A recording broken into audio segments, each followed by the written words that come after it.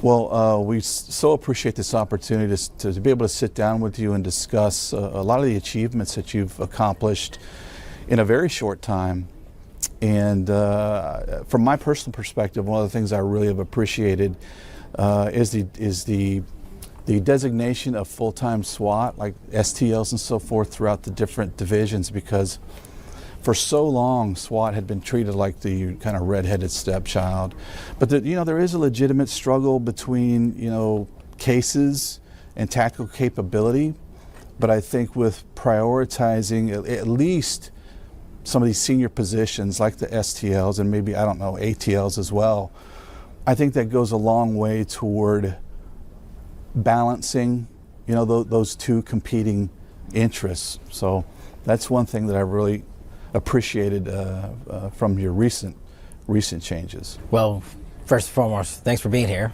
Welcome to DSIG, the Director of Strategic Information Group. We can get into this later, but as you can see, when I got here, it was called SIOC, and it looked nothing like this. And the purpose of this place is to give information to leadership, the interagency in the White House, in almost near live time. When I got here, that window was set at a 30-minute marker. We are now inside of 3 minutes for each and every critical incident, mass casualty, any sort of law enforcement involved incident, state, local, federal. And usually I get it within 60 seconds. And so that boils down what we've done here, but it's been a tremendous lift by the team here. So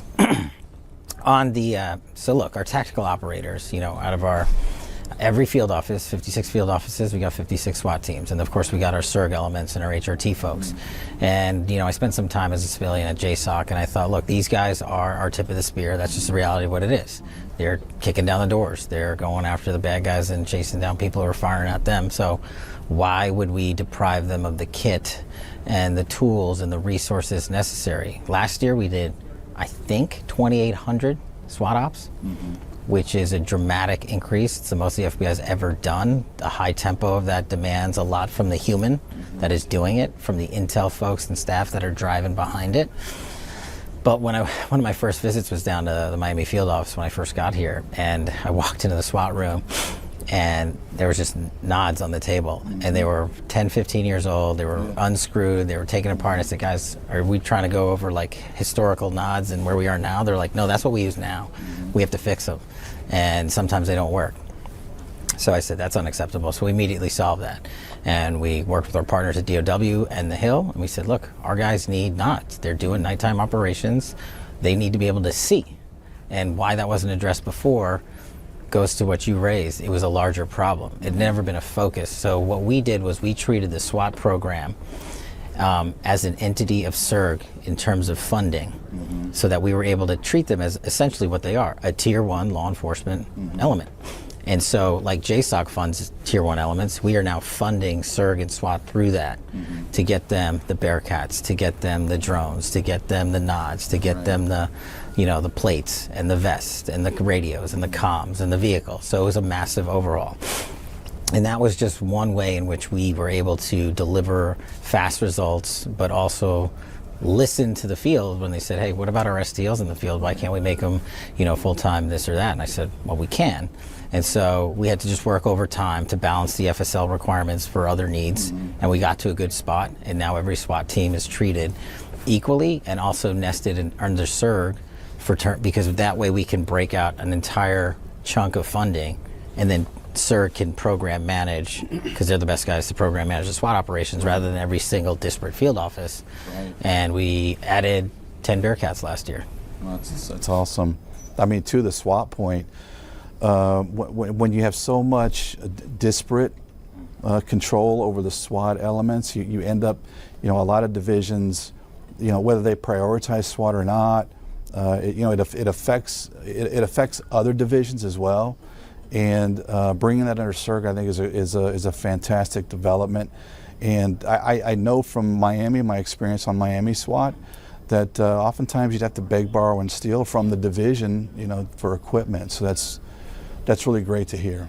We're getting, our goal has always been, from when Dan Bongino was here, and now Rhea and Chad and company, has been to listen to what the field has been saying, not since I got here, but for years, listen to your expertise. You know, we reach out to folks that served in the Bureau and said these changes are long overdue. So SWAT was just one that we addressed immediately, and we achieved what we wanted to achieve, and they're in a good place.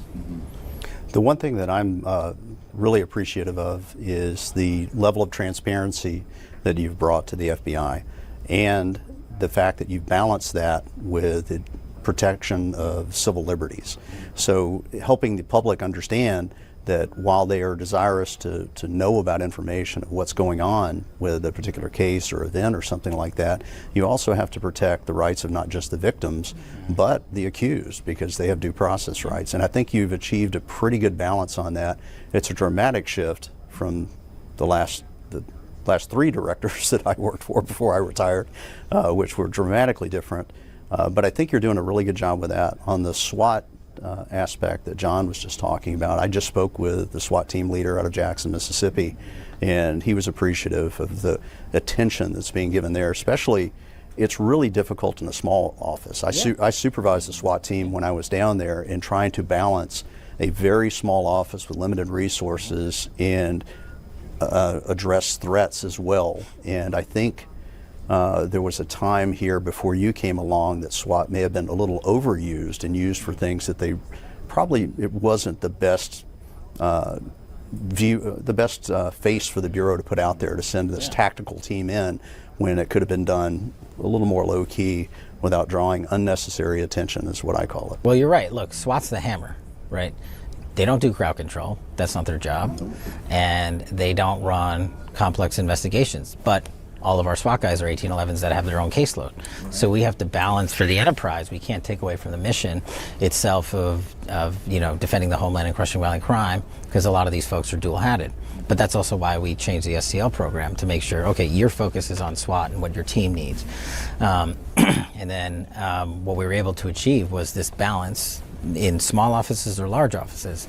On the transparency front, look, it's the thing I learned from doing Russiagate way back in the day when I led that on the House Intel Committee was the American people does not like being told what happened in their government, especially if it was corrupt and illegal by government officials. They want to see it. And so I took that methodology and brought it here, and I said, look, as long as we are not interfering with ongoing investigations and protecting sources and protecting our partners, then I don't see a reason why we can't deliver the paperwork itself to the American people. So I think we are up to 55,000 pages of materials delivered to Congress, almost entirely unredacted. So we didn't give them those sheets that used to happen here with 40 sentences per page and 39 blocks of black ink. And so the 55,000 pages we've delivered is a 300% increase from my prior two predecessors combined. And we've done that in 14 months, and they held the seats for a total of 10 years. And so I think the American public and our oversight partners in Congress appreciate that they're getting this information, but also the American public is like, well, I can just read this on my own. You don't have to tell me what happened. And so I think that's critically important to restoring the trust of the FBI with the American public, which was severely eroded, whether it's due to weaponization, whether it's due to corruption or mismanagement of internal matters. We need to hold ourselves accountable to the people we serve, which is the American public. And that's why the Transparency Initiative is so important. It's going to go on. It's going to continue at a record pace, and we're going to continue putting out information in a methodical, safe manner while making sure we uphold the constitutional rights of those that are charged. Well, the numbers are irrefutable. Like critics, they want to take pot shots and say maybe you're not doing things fast enough or in the right way or whatever. But when you've got a 300% increase of producing documents, I mean, this is real effective transparency, right? The numbers speak for themselves, and it's not just that. I mean, the 113 CI or counterintelligence arrests. Yeah. I mean, to me, as a former CI agent, that's incredibly impressive, because back in the day, I only could have wished for that sort of statistic to push up to headquarters and hopefully see that disseminated out in public, which back then it wouldn't have been disseminated to the public. I know people have criticized you for the social media aspects of your administration, and initially, because us older guys were used to a different front-facing FBI, but I've come to really appreciate that level of transparency, especially from the rapid response account, where I can literally look at a graphic and see exactly what the Bureau is accomplishing. And it's, of course, not just me, but everyone else, supporters, critics alike. And the other thing I wanted to touch on that you just brought up was with regard to how quickly you're being updated with current information. And when it comes to cases that we see, that make the news, like the terrorism cases, you're out there almost immediately appropriately categorizing these cases. You're not afraid to call it a terrorism case or a domestic terrorism case or whatever. And that is something we did not see from prior administrations. That was, I don't want to speak for Chris, but for me it was incredibly frustrating. Obviously this is a terrorism case, but the administration is terrified to label it as such. So I think that is one of the bigger sea changes that you have produced that that has been one of the more commendable things. Well, look, it's just a different time. This is my 18th year in government service. I never had a Twitter handle till I got the nomination to be the director of the FBI. I didn't physically have one. But that is how and where a lot of the world, not just America, goes to obtain information. And so, you can like it or dislike it, but that's the reality. People aren't sitting down to watch the evening news at 5 p.m. every day anymore. It's just not what's happening. And so we have a great team. We change how we deliver that information, but also on a lifetime basis, because look, this is the cycle and era of we want immediate information now. And so our challenge is to balance putting out immediate information with an ongoing investigation and not having it interfere with that. And I think we've struck the right tone on major investigations and doing it out there. And I think with the CI stuff, look, it was a big problem. It continues to be a big problem. Russia, China, DPRK, and Iran. They are our biggest adversaries. And we need to tell and educate the American public that this spy problem is not just they're attacking government agencies and government targets. They're looking to collect from the American public. We need to educate them that this is going on at such a massive level and wasn't successfully program managed. So we changed that, and we are up, I think, these are just, we call them stats, but they're literally people and entities that we are disrupting and taking down. We are up 53% on counterintelligence espionage arrest in 16 months alone from the same time period in the prior administration. The actors, the threat actors in the prior administration knew they had a lot of space to play in. Now they're thinking about it again and saying, well, we actually keep getting caught. Right. And so I think the American public learned through our publicization of that these cases you normally can't talk about, but we can once we get to court. Mm-hmm. We have public indictments, they're in public trials. We can put that information out there, and it helps us educate the American public on, well, how are they trying to steal my information? Mm-hmm. What platforms are they going on? What methods are they using?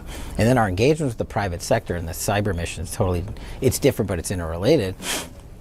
It's been a whole new engagement we did with Operation Winter Shield and Riptide and things like that, because the private sector is critical to helping us stop these adversarial attacks on the counterintelligence side of the house. And so those were things we just, when I got here, people were like, well, we just don't do that. And I've told folks here, and they know this, if the answer to the question I ask you is, this is how we've always done it, that is not the right answer. 99.9% of the time is not the right answer, because the times have just changed, like you highlighted. So we have to adapt with what the American public does to receive information. I think one of the things that I want the public to understand is the way that the agendas are set, and it comes from the White House down. But I think this White House is different because they're not. I was there when President Obama came on and was working counterintelligence, and we shifted dramatically in the state of Mississippi, where I had a number of PRC, People's Republic of China cases going, and we had a significant threat there to a number of industries in Mississippi. And all of a sudden I was being told to look under every rock for a Russian. And I had been there long enough to know that we had one Russian came through. He was escorting a body from the consulate in Houston to go to Atlanta to fly out to go back to Russia. He stopped to have dinner, and that was it. But we were still being told top down, this is what to go look at. And I think now, and I haven't met President Trump personally, but I get the impression he's the type of guy, tell me what the problem is. So you've done that with the regional concept of SACs. Tell me what you see from your liaison, your tripwires, your sources of what's going on in your area. What are the significant threats that your partners are concerned about, and how can we address that? And I think you've surged enough resources to that. Some places it's violent crime that the citizens want to see taken care of, like Memphis. Some places it is counterintelligence. Sometimes it's counterterrorism, depending on the locale. But trying to, during our time in the FBI, of headquarters telling us what the threat was, rather than us saying this is what we're seeing. No, that's just, in my opinion, that's not the right approach. And President Trump has been the single greatest proponent of law enforcement in the White House ever. And the mandate was simple: go safeguard America, protect the homeland, and get our cities cleaned up from these violent criminal acts and gangs and traffickers and narco traffickers. And so the mandate was simple: go do it. Figuring out how to do it was a little more complex, but it speaks to what you were saying. You know, when I first got here, the NCR, the National Capital Region, had 1/3 of the FBI's entire workforce worked and lived in the NCR. Right. But 1/3 of the crime doesn't happen here. It just didn't make sense to me. This wasn't anything that was some sort of genius thought process. We have, 50 states, all these territories, all our extraterritorial work. So I took 1,000 1811s and I permanently moved them out of the NCR and pushed them across the field. This year we took 250 intel analysts, took them out of the Director of Intelligence, which we revamped, put them in the field, because intel drives ops in the field. On top of that, we shredded the dialogue. We reduced it by 40%, removing the bureaucracy that had created these jobs and institutionalized these jobs, and said, you have to come to DC, you have to get our approvals, and you have to get a DC to do your promotions. We got rid of all that too. Your promotions are made in the field. If you want to come to DC, we got plenty of work. That's where you want to be, we got tons of work here. But we shrunk that footprint. We're going to continue to shrink that footprint. And then we empowered the SACs. I made this a big pillar of our approach to fighting crime. You guys are in charge. Miami is different than Juneau, Alaska, which is different than Des Moines, which is different than Dallas, Texas. And you don't have to be in law enforcement to know that. And so we did that and pushed out those resources and we're going to continue that push. That's not a one-time offset. We want the majority of people that work in the FBI out in the field. Of our 36,000, I found it absurd that 12,000 and change lived and worked in the NCR. Made no sense to me. So we changed that model. And I think the results speak for themselves. When you drop the murder rate 20 points in 1 year, which has never been done before, that's not headquarters driving the ops. That's the field agents and the SACs and the intel analysts and support staff in the field saying, we're going to take care of St. Louis, we're going to take care of Memphis, we're going to take care of, pick your city. And I think you've seen the success. When you take, I think last year we arrested 45,000 violent offenders, we being the FBI. To put it in perspective, that's twice as many violent offenders that were arrested in the last year of the Biden administration. Those just speak for themselves. We have rid the cities of 45,000 violent offenders in a 12-month cycle. And those numbers keep going up and up for this calendar year. And so we're going to continue that. What do you say to critics that will say, well, okay, those numbers, they're impressive numbers, but that's primarily like TFO activity or other partners? No, they can say that. They can say whatever they want. Right. These are just FBI-driven numbers. When you add in the interagency, when you add in the HSTFs, when you add in the JTTFs, the numbers go even higher, even bigger. And the TFO thing, I'm glad you raised that. It was another one of these changes we made when I got here, and I'd worked these matters when I was on the JTTF in New York and a terrorism prosecutor before. And it was like 12 to 14 months to onboard a TFO, and you guys know this. You guys did it. Our best partners in the field are cops. Absolutely. We want more cops. Mm-hmm. Whatever you call the task force doesn't matter. But it was a 14-month onboard from when they applied to become a TFO to get on, because everybody required them to have a TS clearance, which made no sense to me. So we got rid of that. Everybody gets a secret clearance. If you need a TS, we'll get it to you. And I reduced the pipeline from 14 months to 60-day max. Mm-hmm. We had a 750-person TFO backlog when I got here. We're now at 0. And on top of that, the last remaining hurdle we had was the SACs were complaining, well, this is great, but we still need to deputize them when they get to the finish line. Right. So now we changed that. So now every SAC in the field is in charge of their own deputizations. They do them there. And that's the difference. Go ahead. Well, one of the other things I want to commend is, and it's been a complaint of those of us in the retirement community, is bringing back the, I had a friend of mine call it the myth of the FBI agent, and the myth usually led, when you show up, you look the part, you act the part, and people will believe the part, and it brings a sense of not just prestige, but it brings a sense of comfort to the victims when they see somebody professional showing up. I think we went through a time before you came along where I used to cringe every time I saw a Ring doorbell camera with somebody in cargo pants, hiking boots, untucked polo shirt, and trying to convince somebody that they're an FBI agent. And I grew up with Ephraim Zimbalist Jr. and the suit and all of that. And I used to try to educate the younger agents. I said, listen, you need to show up, you need to look the part. When you walk into the room, they need to know that you're in charge. I said, when people show up for the bank robberies and they're looking for who's in charge, looking for the guy in the suit. And I said, it's not just the suit itself, it's what you represent. And the answer that I usually got from the younger agents was, well, I want to have them at a comfort level that I'm equal to them. And I said, listen, I'm telling you from 25 years of conducting interrogations, it's easier to take somebody from a tense standpoint and bring them down than it is to come in at this level and go the other way. And I said it's more productive that way. And I tried to comport myself that way, even if I was sitting, and I've done this, sitting in a trailer in Sumter, South Carolina, interviewing a guy that was violating intellectual property rights of multi-million-dollar corporations. I'm in a suit, sitting at the table talking to him. I want him to know that I'm in charge. And that suit carries that. People recognize it. Quick story, I was at the old Lorton prison. We used to have to work crimes on government reservation cases when we were coming up on probation. And I was with an assistant U.S. attorney, and we were walking across the courtyard. And he could hear the prisoners mumbling, FB1's in the house, FB1's in the house.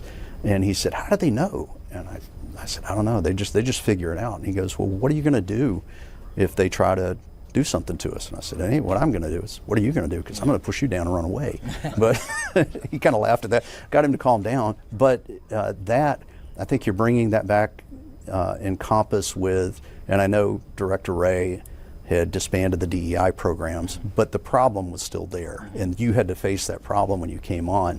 And I like the idea of looking at what tools these people can bring, new agents can bring to the FBI, and it's not based on immutable characteristics like race and gender and things like that. So I commend that it's going to take a little while, but there is a shift in the caliber. I think you're seeing it. Look, it has to start with our recruiting, right? We are losing too many quality candidates to the rigors of the requirements from yesteryear. Okay, so we just introduced and rolled out our GS9 program. If you've been a cop for a year and you have an interest in the FBI, no more 2-year requirement window after college. Come on in. Quantico is going to screen you out if you can't make it. Same with members of the military. We want those folks. We want college athletes. We want them here. And we want to give them a pay that they can afford to live as a young American while doing this awesome job. And the other problem we had with the recruiting pipeline and Quantico itself was it took you over a year to just even get from A to B before you even got into Quantico. We had the human side of the house is something we have tremendously focused on here. Taking care of the people and taking care of the admin. We shrunk that by 100 days because we just eliminated the need for, why do you have to wait 90 days from your phone call to your appointment? Nothing happens in that time period except you lose quality candidates. Because the folks that do meet the level that you're talking about, they're like, well, I got a job offer with this and this agency or state, local, federal. I'm going to go do that because I can't wait forever. So we shrunk that pipeline. We're finally seeing recruiting numbers. We've never had recruiting numbers and application numbers this high in the history of the Bureau. We're not reducing our standards. We're actually making it harder. You got to be fit to be an FBI agent. But it's not just agents. You got to recruit intel analysts. You got to recruit support staff. You got to recruit lab officials and technical officials. We raised the salaries for the first time ever of forensic accountants because we couldn't recruit forensic accountants, and it made no sense to me. So we raised their pay to bring them in. We need forensic accountants to do this complex fraud investigations that we've had so much success with. So when you take on the non-tangible sides of the house that no one ever talks about because they just said it's worked and it's going to continue to work, it doesn't work that way. It just doesn't work that way. And for the first time ever, you know, irrespective of what the three of us say, the FBI has not had a budgetary increase in 6 years. This is the first year OMB came back with a passback number of a significant budgetary increase, and if Congress approves it, it'll be the highest budget the FBI has ever had, because we're showing them through transparency, through the people we're bringing in, and the work product itself, that this mission can work at a higher level, and it needs a little more funding, and we're finally getting it so we can take care of the people on the onboard once they get here, and also on the back end when they retire. We owe them that. We owe our folks that have dedicated 10, 20, 30 years of their life to this mission that they be treated the way they need to be treated. And so we're doing that. Little things like 1811s used to not be able to keep their service pistol. Now you can. We used to melt them down.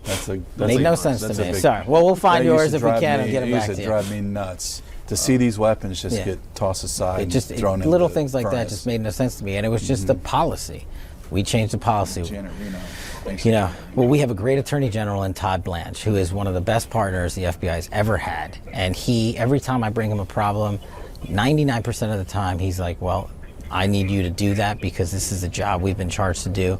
And I need less paperwork, less bureaucracy. I don't need to make the mission less safe. I need you to raise the bar of how we do it and who we bring in, but figure out a way to remove the morass. And that's what we did when we took on the DIOG, for example, and took 40% out of it. Just didn't need to be there. It's just institutionalized bad habits that we got rid of.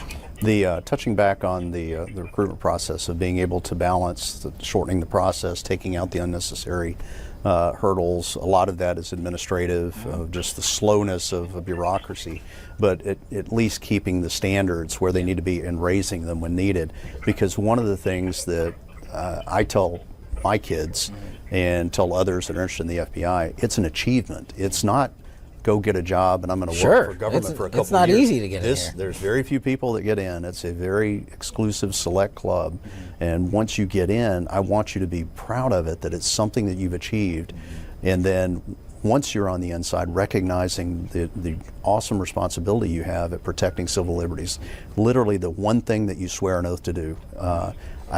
I'm happy to hear that the FBI agents are recognizing that again, the sincerity of that oath. I will say, from a personal standpoint, I wish some of our elected representatives would understand that oath. But I appreciate that you're bringing back that it is something that's an achievement. And I used to enjoy. My dad used to brag about, I loved when people would ask me what you do, and they would tell them. And then we had a period of time where I was kind of nervous about telling them what you did. Well, that's the thing that we need to fix, and we have addressed it head on. And the attacks to the media and the false reporting doesn't help the mission. I don't care what they say about me, whatever. But you're hurting the field, you're hurting the agents, you're hurting the intel analysts, you're hurting the support staff, you're hurting the mission.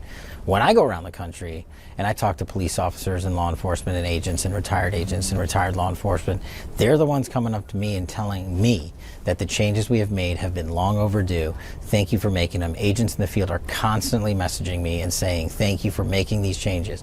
We listened to them. We didn't just make this stuff up.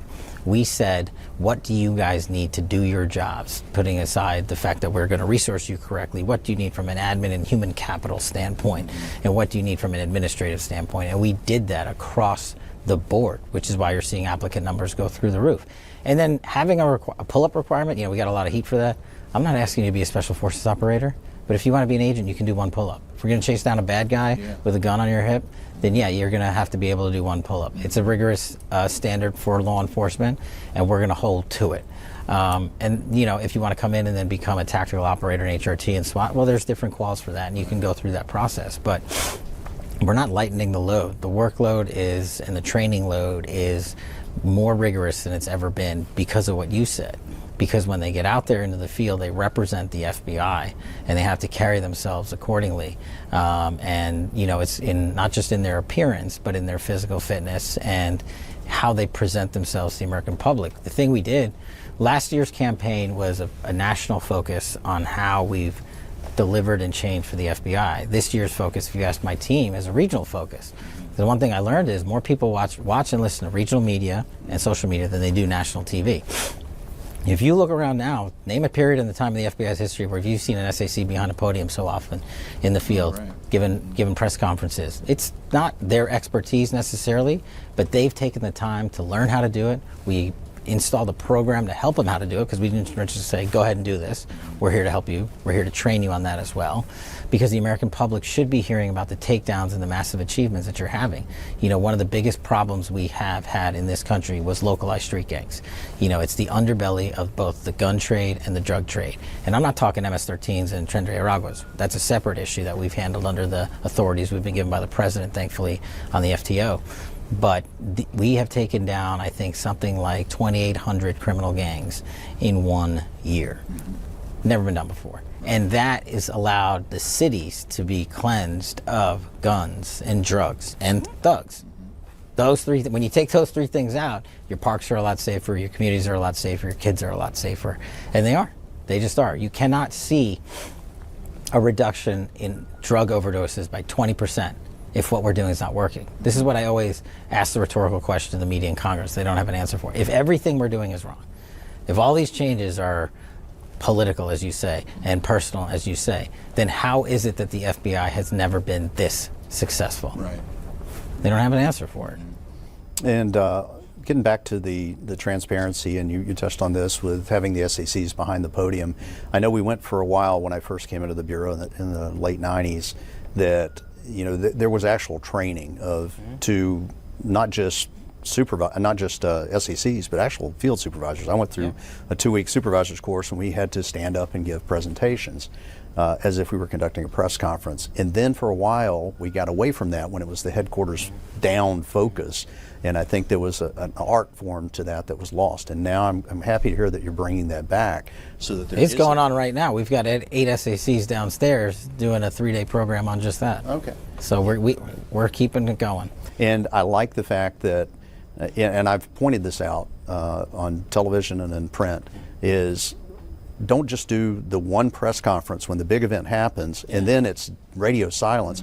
Even if you have nothing to say, have somebody. It doesn't have to be the SAC. The PIO could come up and just speak and say, we don't have any new information. We're going to reiterate where we're at right now and what we're working on. And I think that transparency doesn't infringe on the constitutional rights of individuals, but at the same time comforts the public that, hey, something is happening and they are actively and working finding the right time to do it. Because whether it's, you know, if you look at December of last year, we disrupted 4 active ongoing terrorism attacks. We stopped them cold. California, Florida, New York, and I think Texas. 30 days we stopped 4 terror attacks, and we notified the public at the right time. And the critics want it both ways. Oh, you notified us too soon, or you didn't notify us at all. Well, we actually succeeded in disrupting the terror attacks completely, safeguarding the mission and our personnel, rolled these guys up. Now they're in prison, and the public knew almost immediately. And if you roll it back right to the UFC 250 events, people were like, well, why are you telling us now, was the criticism.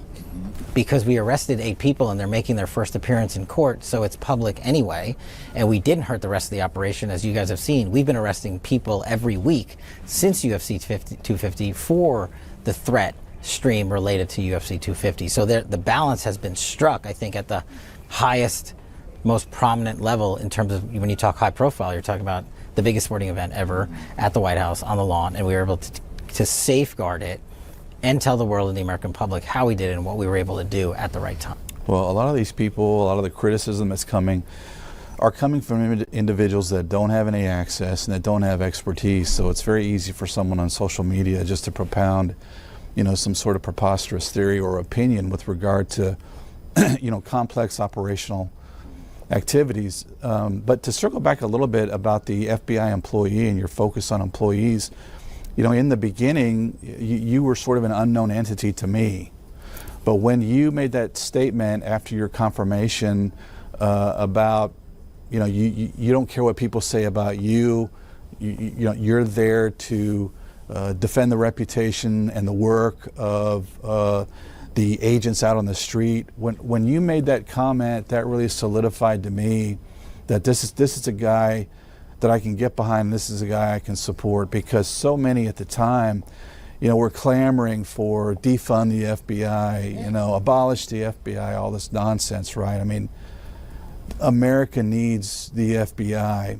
America needs an FBI being led appropriately, and in my opinion, led appropriately by you, and then they'll get the FBI that they deserve. You know, I like to talk about, well, let's make the FBI great again. We don't throw the baby out with the bathwater. You know, we just replace the leadership. Yeah, personnel is everything. You know that. We've replaced all senior personnel. We've redone the organizational charts here because they were built for the 1980s and 90s and they weren't built for the modern day. And that's just something that had to be done. It wasn't anything personal. And the reason that we had to do all this was exactly what you said. We had to change with the times. The American public saw us changing with the times and didn't glom on to hyperbolic statements of defund the police and get rid of the FBI. The FBI went through a severe erosion of public trust because of the weaponization of the past actors, because of the politicization. But us going after those folks is not retribution. Us going after those folks who they themselves failed to uphold the law and their oaths is how we are restoring public trust in it.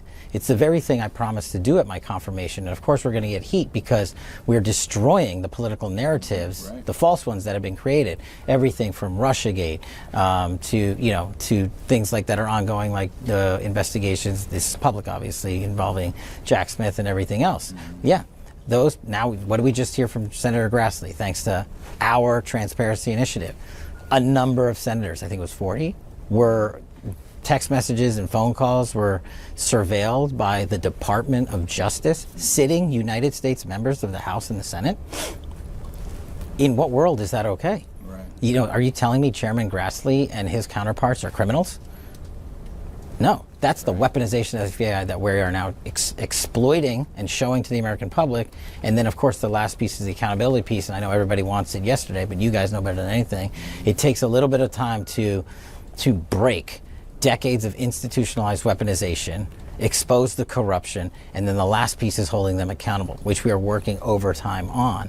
And I've promised the American public, just look at our track record. We're doing it across the board.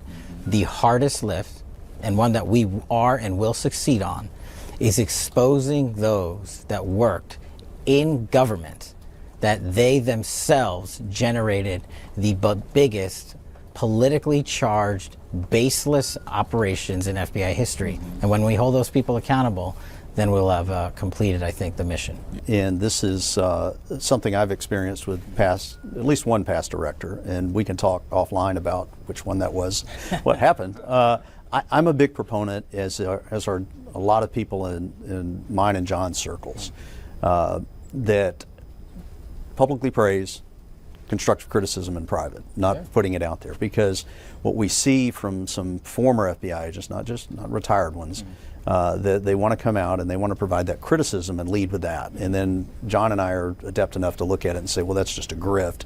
You're just trying to cultivate clicks or likes or whatever, and you guys have been doing good at just kind of ignoring that and letting it kind of die on the vine. But I get the impression that you're okay with your leadership team coming in and saying, boss, I don't think that's a good idea. I ask for it every day. That is a refreshing thing to hear from... every single day I demand that of my assistant directors, my operational directors, my ADD, my deputies. I ask that every single day. You guys are in the field, you're in touch, you do the work, they call you. Also go around, you guys should do it. Call the SACs. See if they have ever had this much direct contact with the director of the FBI. I call them every week. And I talk to them, I say, hey, what's working in Denver? What's not working in Denver? Did this policy change we make, is that effective for you in the field? And not just for agents, for your entire workforce. And if it's a problem in Denver, it's probably going to be a problem in Omaha, and it's probably going to be a problem in Maine. And my leadership team also knows to be doing the same thing, because these folks were our career agents, our career FBI staff, and they have reach, like you guys do, to these criticisms. So sometimes we'll have an idea and they'll be like, I don't think this one's going to work, or we'll roll it out and be like, we need to change it left or right. I said, when we make these changes, they're not permanent, they're not set in stone. We are going to adapt to how the field reacts to them, because we got the change idea from the field. When I do a field office visit, I don't think any FBI director has done this. I kick out all the leadership, and I meet with the frontline supervisors, and then I meet with senior personnel. And there's not one ASAC or SAC in the room.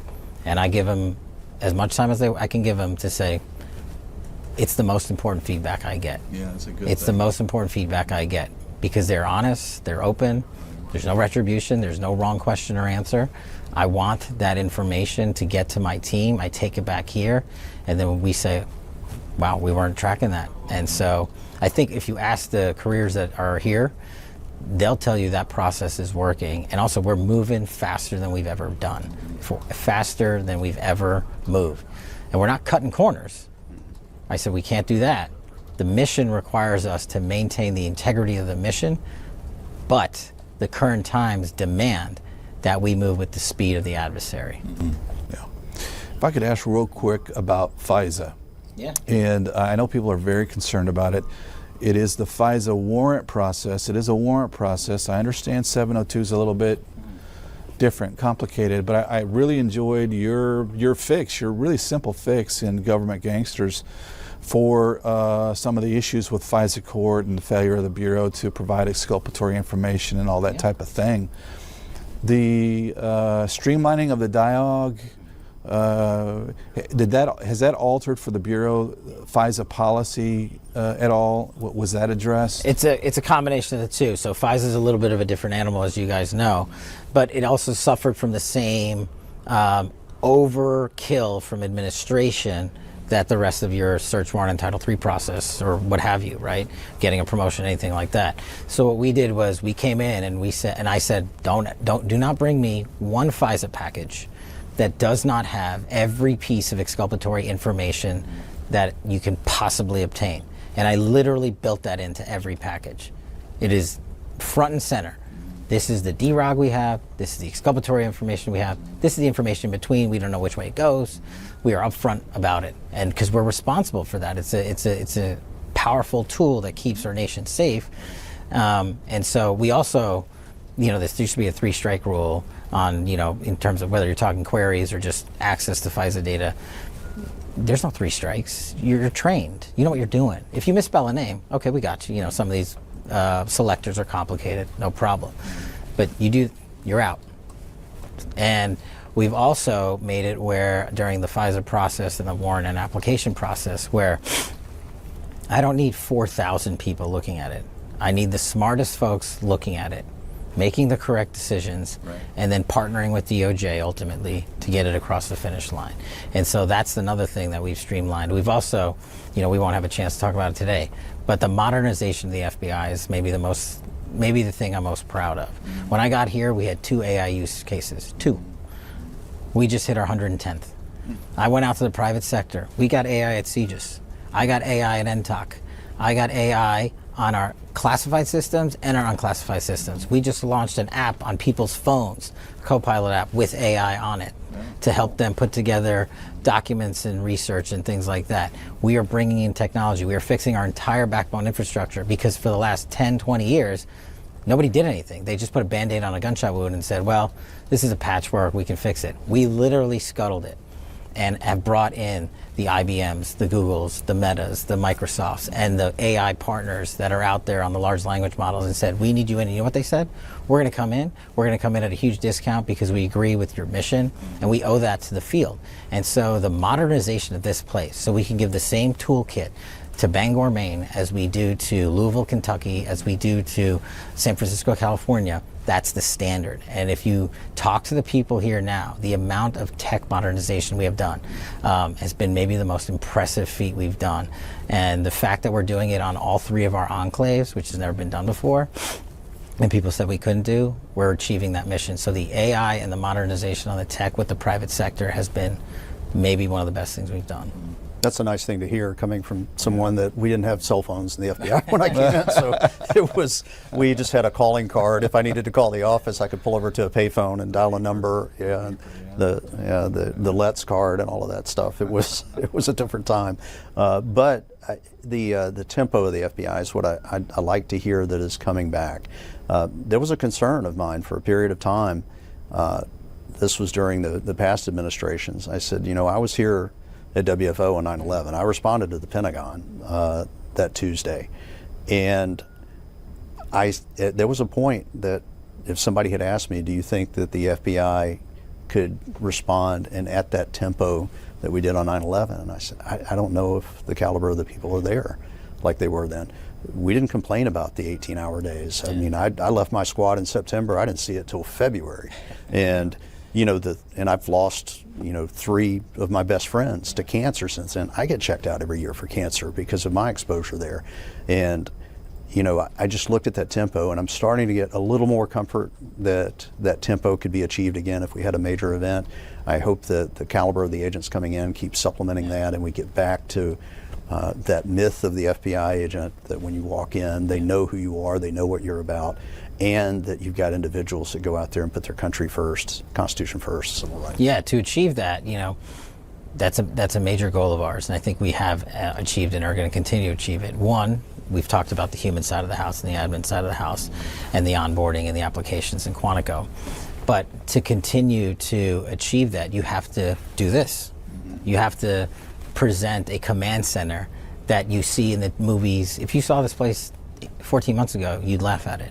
And the fact that it took me, in my first week, I asked for a secure call with the Attorney General when I was in the vehicle. It took him 45 minutes to make that connection. Yeah. That is laughable and also absurd. And it wasn't a knock on any of the people that are here. They were never given the resources to make the changes. So we did that. And if you look at, can we answer to a critical incident? Just look at every critical incident that we have already responded to. We stood up for the first time ever, the Joint Mission Center. It's here. The Joint Mission Center is literally solely responsible for detecting and stopping threats like UFC 250. We, the FBI, brought in our interagency partners under NSPM 7 and put it right here along with the National Coordination Center and our Five Eyes partners and our classified components.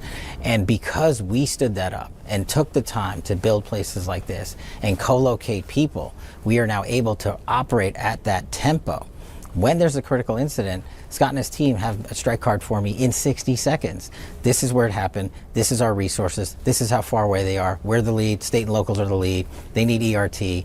This is why we're able to launch fixed wing assets within the hour. This is why you've seen HRT on the ground in record speed. This is why you're seeing, what did we just hit, our 25th foreign transfer of custody for the last month alone? Right. When was the last time the FBI ever did 25 FTOCs in 1 month? Never. We have reach around the world with our partners thanks to the Trump administration, because we got WASTA with them, and we are bringing back fraudsters in record time. We're bringing back terrorists in record time, narco traffickers in record time. We're going, this week alone, we're running 3 separate FTOCs. It is incredible that we are able to do that, but what it speaks to is the intangibles that we fixed, the mechanics, the componentry of this place. Take care of the people first, but also at the same time take care of how and where they operate, and listen to them and say, what do you guys need? We need co-location. We need better response time on fixed wing assets. We need better rotary, you know, things like that, and we're doing that. And the Joint Mission Center is an incredible achievement that never existed before, is a permanent fixture now of the FBI, which is why we're able to critically respond to critical incidents in record speed. And you see it. Name a critical incident in the last 14, 15 months that has happened where the FBI has not been on the ground within literally minutes. Right. And then flying resources in, moving evidence response teams, bringing in the SABTs, bringing in the K9s, bringing in HRT, bringing in SWAT. We do it round the clock, and that's why the regional coverage is so impressive for me and so important for me, because they're showing the communities the FBI that we have built, and they are now seeing and feeling and touching it and saying, wow, these guys are here, these guys and gals are here, and they're here in record time. Yeah, I think that, and I know we're getting ready to wrap up here, but the stark contrast to what I saw in the response to Butler, Pennsylvania. Now, there are times when the FBI lends resources to state and local law enforcement. You've been really good and upfront about that. Hey, we're in a support role here, and we're providing this information. And there are times when the FBI is supposed to be, actually, according to statute, is supposed to be in charge. And when you're in charge, you're in charge. And without even having access to any of the Butler, Pennsylvania information, John and I have talked about this, and we're able to observe from the outside. And it was clear that the FBI did not take a leadership role in that, in investigating it. They subcontracted to other state and local law enforcement. Okay, get us your information. No, there should be one repository for the case. The FBI works it. You work with us. We dictate how things are going to be conducted. And I think we saw that a lot of things were missed in the investigation, not just in the investigation, but I mean what was happening out in Butler. And I think there's been a dramatic change with that, with what we saw at UFC 250. Yeah.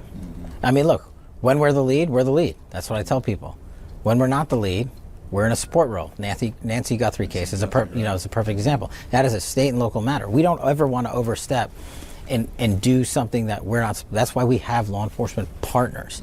That's why the relationships with law enforcement. If you go around and ask major city chiefs, ask NAPO, ask NSA, ask any of the fraternal organizations of police and law enforcement around the country, we have never had better partnerships with them than we do now. And state and local PDs, we have never had better partnerships than we do it now.